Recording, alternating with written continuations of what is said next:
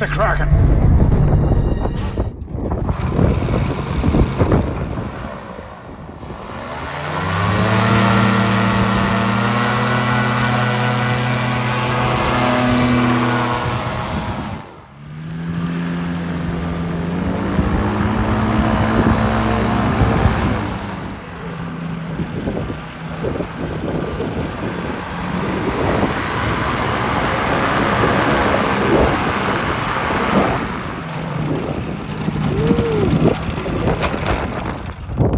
So yesterday, I actually sold my Power2Fly Fenix Lite with the Cosmos 300.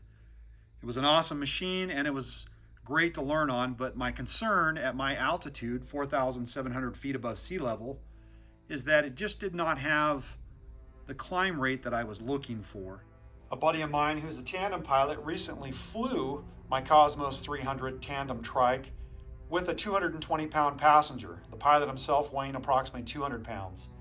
My concern was that if we had much more weight on the machine, the climb out would not be very good.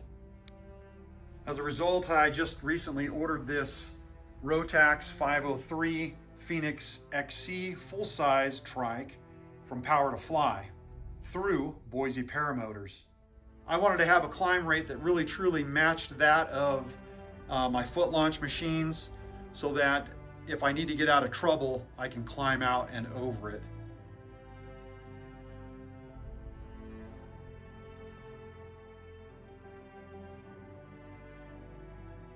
So far, I'm extremely impressed with this machine. I flew it this morning for the first time, and my climb rate was somewhere in the neighborhood of about 650 to 700 feet per minute, and that was just below full throttle.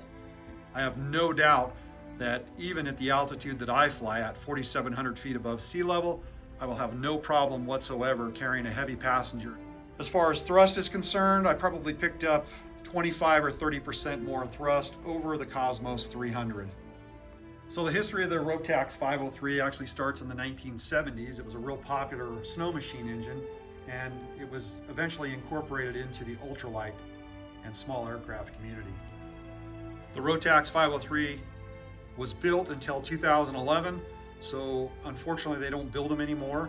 However, they built approximately 33,000 of these machines. Now there is a company in Russia that does make a copy of the 503. I think it's called the RMZ 500, but the one you're looking at here is a legitimate 503. Power2Fly actually specializes in locating and rebuilding 503s, and this particular machine here has been gone through with all new parts.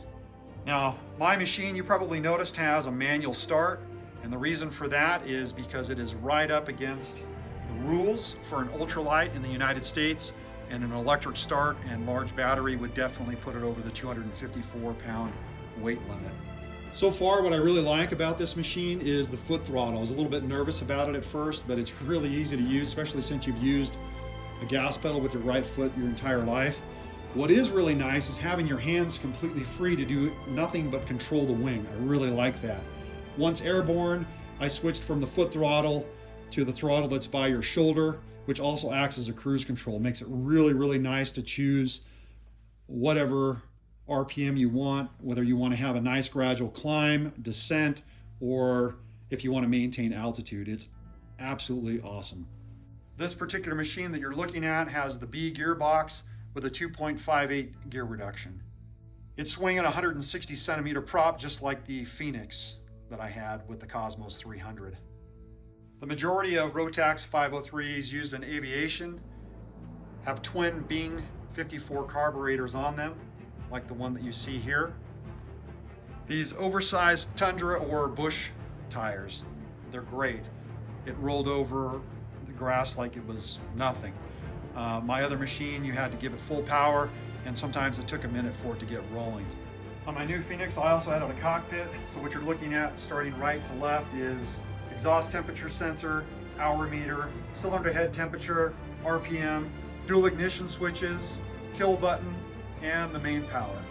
There's also some differences between the light and the full-size Fenix as far as the tubing. The tubing on the full-size machine is bigger. The machine is slightly longer than the Light, mainly because you have to have some extra length for the motor in the back. There's also a little bit more room between the pilot and the front passenger, which is really nice. Also, the full-size machine is probably anywhere between 80 and 100 pounds heavier than the Light.